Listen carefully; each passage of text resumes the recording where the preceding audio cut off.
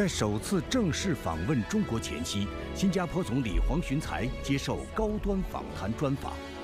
近年来多次到访中国，见证中国跨越式发展。他认为 The transformation and success of China, I feel, is nothing short of an economic miracle. 谈到与中国的合作不断加深，他说 The cooperation between our two countries, because of the close partnership, is never static. It never stands still. 面对变乱交织的国际局势，他表示 Our response should not be to abandon the multilateral system. Our response should be to reform, change, improve, and make the system work better for the benefit of all countries. 高端访谈专访新加坡总理黄循财，敬请收看。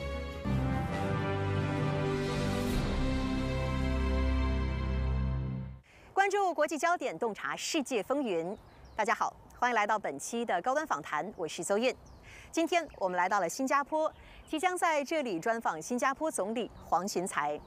即将开启就任总理后的首次访华之行，他期待与中方达成哪些重要成果？今年是中新建交35周年，他如何解读两国全方位高质量的前瞻性伙伴关系？面对变乱交织的国际局势，他又认为中新两国应该如何携手，共同应对地区和全球性挑战呢？今天我们一起在对话中寻找答案。Mr. Prime Minister, good morning to you, and thank you for joining us on Leaders Talk. In the recent general election, it has been just over a year since you assumed office as the Prime Minister of Singapore, and nearly a month since your cabinet was sworn in. So, how has this transition into the role been for you, and the responsibilities that come with leading a nation? It's a big job with significant responsibilities. There's nothing that really prepares you for this. And even for someone like me, I've been in government for a long time. I've been in the civil service for nearly 15 years, in politics for about 14 years. So nearly 30 years of experience. Right. Still, coming into a job like this, there is still a lot to learn and adapt and adjust to. But fortunately, I have a strong team of ministers, MPs, members of parliament supporting me. And so it has been a smooth transition, both in the government and in the leadership of the People's Action Party. I led the party into our general elections, and I am very grateful that Singaporeans gave me a clear mandate to lead for another term. 中国与新加坡于1990年建立外交关系，建交35年来，中新关系发展迅速。2015年，习近平主席对新加坡进行国事访问期间，两国建立了与时俱进的全方位合作伙伴关系。2023年，中新关系提升为全方位高质量的前瞻性伙伴关系。2025年6月，新加坡总理黄循财即将对中国展开其首次正式访问。这不仅是他担任总理后的首次访华之行，更是在中新建交35周年之际一次重要的高层互动。Prime Minister Wong, you've been to China a couple times before. Many times. Many times. But you are going to embark your very first official trip to China as the Prime Minister of Singapore next week. So what different expectations do you have for this trip, and what will be the key priorities guiding your agenda? Well, I made it a point to visit China almost every year since entering politics, because it's useful to visit regularly, to interact, exchange notes with my counterparts, and to get a sense of how China is moving and transforming. I've always had good visits. I've always had good exchanges and meetings with my counterparts. As you say, this time will be a different occasion. It's more special this time because it's my first visit in my capacity as Prime Minister. I would look forward to achieving several objectives. First, to just establish closer ties with Chinese leaders, especially with President Xi Jinping and Premier Li Qiang. Second, to reaffirm our shared commitment to enhancing our bilateral cooperation, especially as we mark the 35th anniversary of diplomatic ties this year. That's right. And then, of course, thirdly, to discuss the wider regional and global developments that we are all confronting during this challenging period, and to see how we can continue working together to strengthen multilateralism and the rules-based global order. You met with Chinese President Xi Jinping last November on the sidelines of Yes. APEC Economic Leaders Meeting. So what's your impression and also some of the major takeaways from your meeting with President Xi? And as you just mentioned, you will be scheduled to meet President Xi again. What are some of the major topics that you hope to touch upon during this meeting? We had a short but productive meeting at the sidelines of APEC last year. My first time, in fact, as Prime Minister at that time. We discussed our bilateral cooperation. We discussed cooperation in regional platforms like APEC and how we can take this forward. And I said to the President Xi at that time that I would be visiting China next year. That was in 2024. I said next year in 2025 when we mark the 35th anniversary of diplomatic ties. So I'm doing so right after the elections at the soonest possible opportunity to visit China now, and I hope to be able to meet him again. And just now you mentioned that your visit this time coincides with the 35th anniversary of diplomatic relations between our two nations. So how do you interpret this bilateral tie, which was upgraded in 2023, now termed as an all-round, high-quality, future-oriented partnership? And what is your vision towards the future trajectory of it? China and Singapore have very close and steadfast partnership. It's a partnership that's built on mutual trust, respect, and understanding. It started with our founding Prime Minister, Mr. Lee Kuan Yew and Mr. Deng Xiaoping, and successive Prime Ministers of Singapore since then have built on that strong foundation to establish close rapport and trust with their Chinese counterparts. So I hope to do the same in my visit with Chinese leaders, especially with President Xi and Premier Li. And I think the close ties at the leadership level sets the tone for the overall relationship. We have an apex body called the JCBC, the Joint Council for Bilateral Cooperation, that oversees the many multifaceted and comprehensive projects we have with one another. I used to be the Singapore co-chair of the JCBC. In fact, the JCBC meets every year. Right, annual. Each time they meet, the agenda keeps growing because there are so many things to discuss. But it's not just the number of projects, because in the spirit of our partnership, we are pursuing projects that are all-round or comprehensive, that are high in quality, and are also future-oriented. And so these are the guideposts that will shape our cooperation in the future. And with the close partnership we have, I am optimistic that the future of our cooperation is bright, and there are many more things we can do together. As you just raised that you've been to China many times, to cities, I think, including Beijing, Shanghai, Tianjin, etc. Chengdu. So what are some of the major changes and transformation you have witnessed through all those years in terms of China's development and modernization that you think are inspirational to you in governing a nation? The transformation and success of China, I feel, is nothing short of an economic miracle. Because in the last 20 or so years, when I've been visiting China regularly, even as a civil servant and then later as a politician, across so many different Chinese cities, not just your Beijing and Shanghai, but even in a city like Chengdu. Right. And other cities, you can see transformation happening. You can see the determination and the drive of the Chinese people to move forward. And you can see lives getting better and improving. So it's a remarkable change, and I continue to wish China every success in its ongoing transformation and modernization efforts. And you recently made a remark that never bet on the decline of China. So what are the key factors that underpin your confidence? And has China's recent economic performance, especially amid the global headwinds, reinforced your belief in its long-term resilience and also potential? Well, first of all, it's what I've just described. It's the track record of success. Remarkable success. Of course, you can say past performance does not predict future performance, but still, it's a very impressive track record, which gives one confidence. But a second factor is that I've interacted so many times with Chinese leaders at all levels, the mayors, the party secretaries, the governors, and of course the leaders at the center in Beijing. And I've always been impressed by the high level of competence, by their deep mastery of issues. They understand the challenges, They are focused on resolving the challenges and problems that China faces.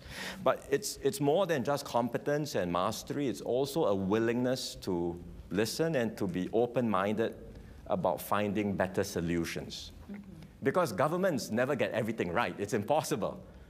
Governments will make mistakes from time to time. What distinguishes a high-quality system is the ability to reflect, learn, and keep on improving and doing better. And I see that in the Chinese system. But the biggest reason, the most important reason why I have confidence in China is because of the people of China. It's because of their tremendous ingenuity and resourcefulness, the deep drive to succeed, to strive and work hard. And that gives me confidence that China will continue to have a good future ahead. Thank you for the good wishes. And you'll be attending the annual meeting of New Champions, yes. Which will take place in Tianjin this year, also known as Summer Davos. So what will be the key messages they hope to deliver there, especially with this global context, with the world now going through choppy waters filled with so many different challenges?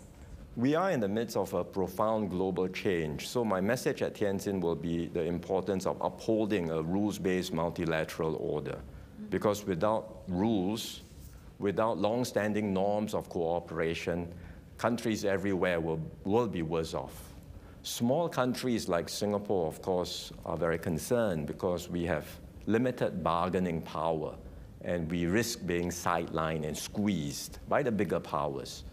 But I think big countries will be impacted too, because if we end up in a world that's more fragmented, where there's deep suspicions and mistrust of one another, this will be a world with great uncertainty and volatility, and you will have slower growth and higher inflation in the global economy, which means all countries will suffer, and our people, at the end of the day, will be the ones facing the impact. So we have to do something about this. Of course, multilateralism today is not perfect. There are things that can be improved, but our response should not be to abandon the multilateral system. Our response should be to reform, change, improve, and make the system work better for the benefit of all countries. Given the challenges they just touched upon, the tensions in trade, anti-globalization trend, various geopolitical risks, and so many different pressing issues faced with the world. What is your top concern for Singapore from your perspective? Well, we know that from Singapore's perspective, we are small, we are an open economy, we rely heavily on trade.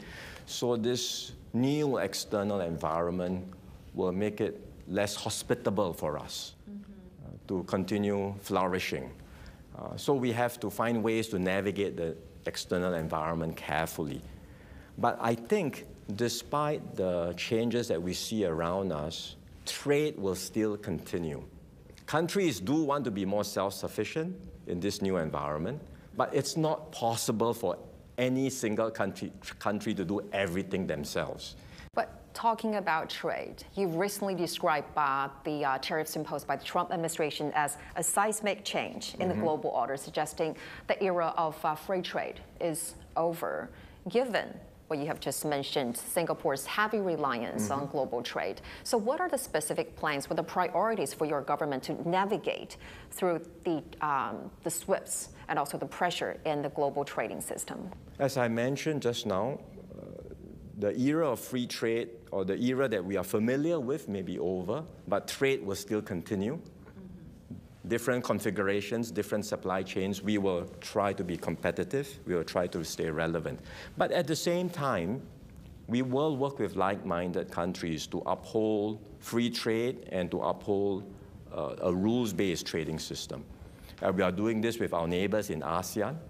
So within ASEAN, we are accelerating our integration, bringing down trade and non-trade barriers so that we can make ASEAN a more integrated community, more competitive, more attractive for investors. We are doing this with partners in Asia, like China, India, Japan, South Korea, for example, working closely with all the key players in Asia. But we are also pursuing this with countries outside of Asia, like the EU, Latin America, Africa, for example.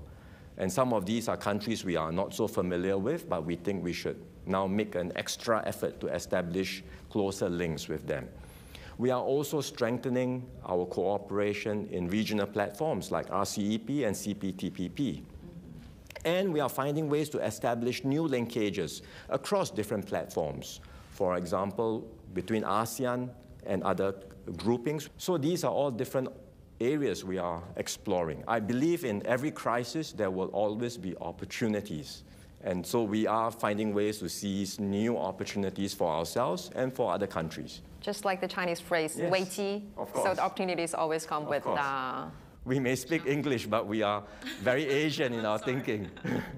Speaking of regional and global cooperation, China and ASEAN about a month ago have announced the conclusion of negotiations on version 3.0 FTA, and with the aim to be signed by year end. So how do you interpret the significance of this upgraded protocol, especially in this global context of rising protectionism and uncertainties? It's a very important upgrade, and Singapore fully supports it. It's in line with the spirit of what I said just now, that amidst the pressures of protectionism and trade barriers, Singapore will want to work closely with ASEAN and other like-minded countries to continue to uphold free trade and a rules-based trading system. So in that spirit, we fully support the upgrade to the China-ASEAN FTA. We hope this can be signed at the coming ASEAN-China Summit in October, and that the new upgrade will come into force soon after that. 作为彼此重要的合作伙伴，中国与新加坡在经贸、科技、人文等领域的交流持续深化，成果丰硕。自2013年以来，中国已连续12年稳居新加坡最大贸易伙伴之首，而新加坡也连续12年是中国最大新增投资来源国。新加坡是首个与中国签署双边自由贸易协定的亚洲国家。2023年4月，中新完成自贸协定升级后续谈判，并于12月正式签署进一步升级议定书，为双边经贸合作注入更强动力。 Well, over the years, China and Singapore have established 3 major government-to-government projects in Suzhou, Tianjin, and Chongqing, and also state-level bilateral cooperation projects such as the Guangzhou Knowledge City. So, Mr. Prime Minister, do you envision, for instance, introducing a new project during your term, or what are some of the new areas of cooperation do you expect, apart from these existing initiatives? I would first clarify that these existing initiatives are not simply projects that are completed and then we've turned the page and then we move on to something new. Developing and growing. They are work in progress. In fact, they are platforms. The G2G, the government-to-government initiatives that we have are platforms for wider cooperation.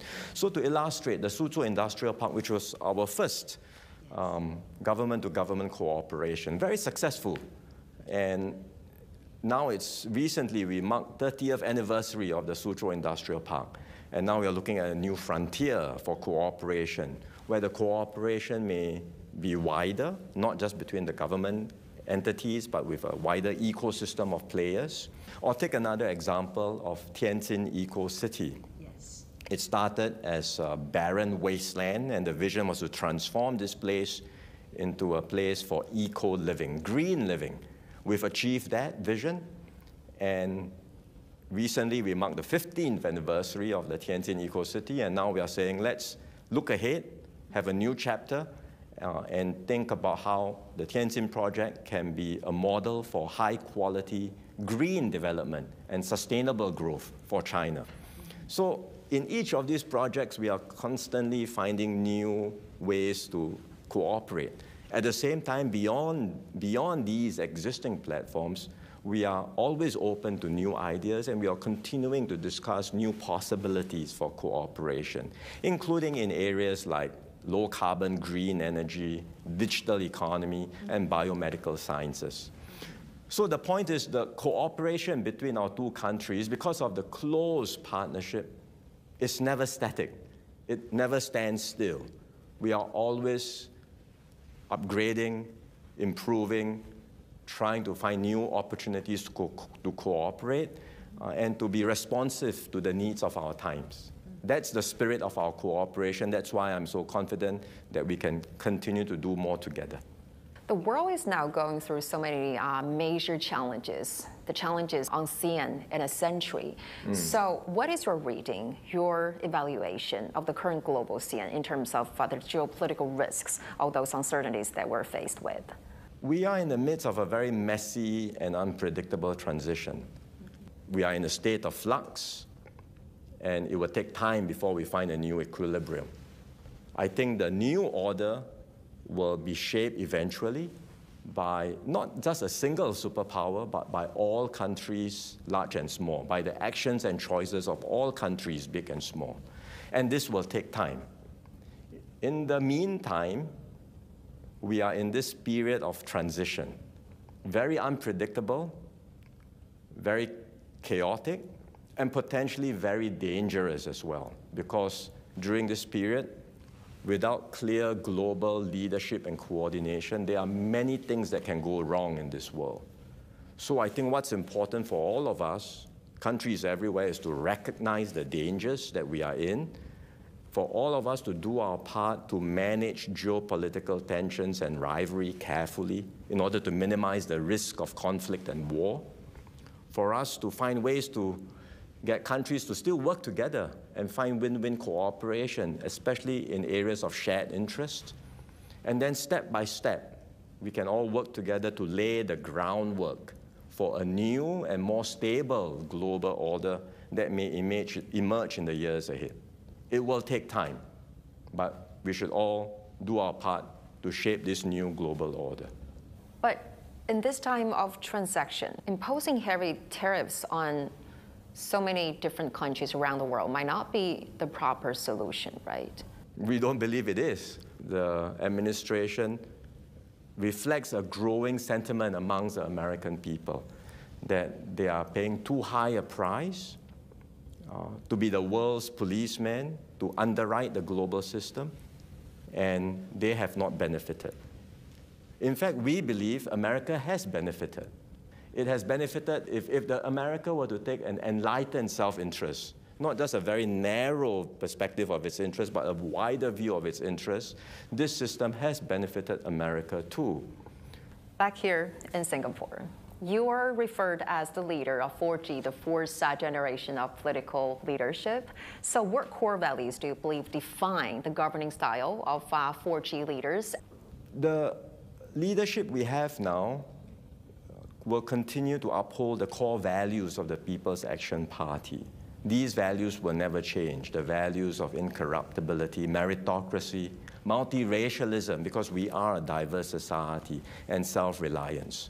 So these core values will continue to be values that my team and I will uphold in governing Singapore.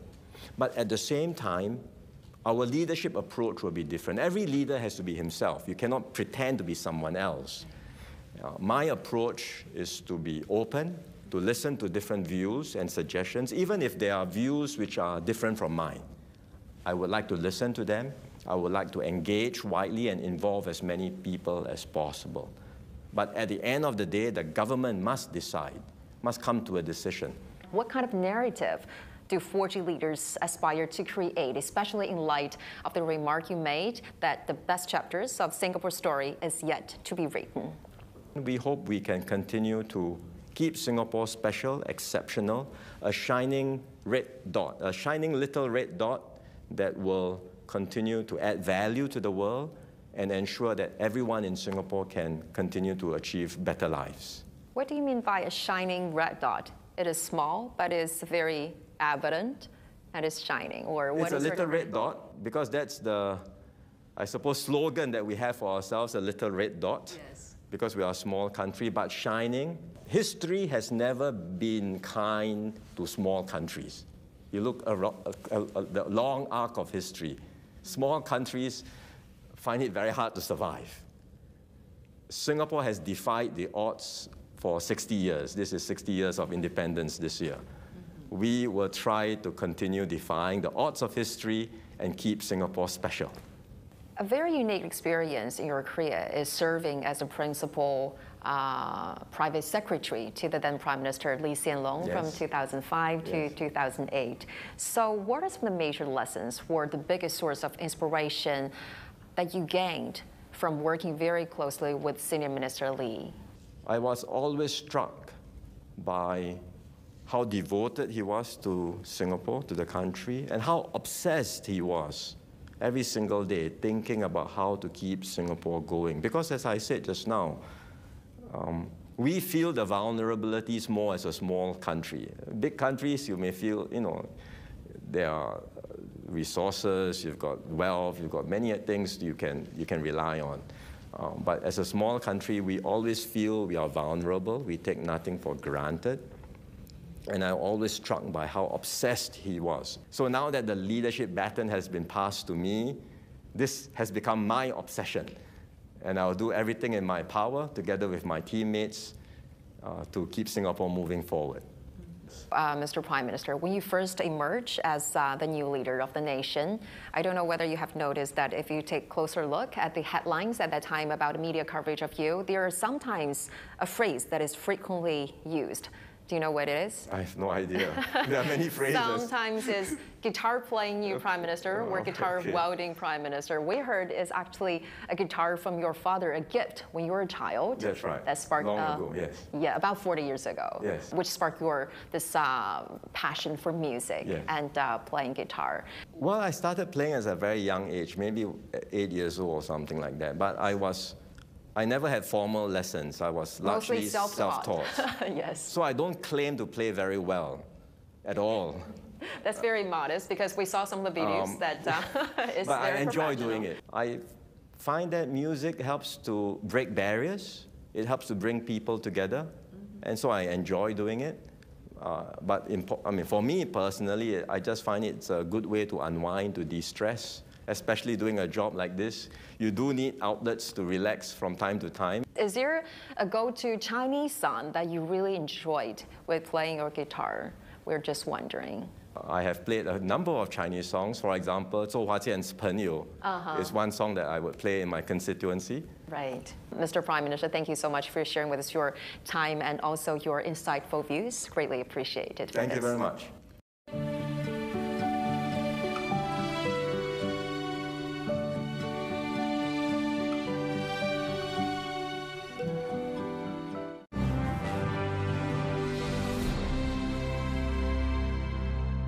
在刚刚的专访当中，黄循财总理用“奇迹”这个词来形容中国这些年的发展成就。他期待中心在当前的基础上，将合作进一步走深走实。我们也希望两国继续在现代化道路上携手前行，开启高质量发展新篇章。感谢您收看本期的高端访谈，我是邹韵，我们下期再会。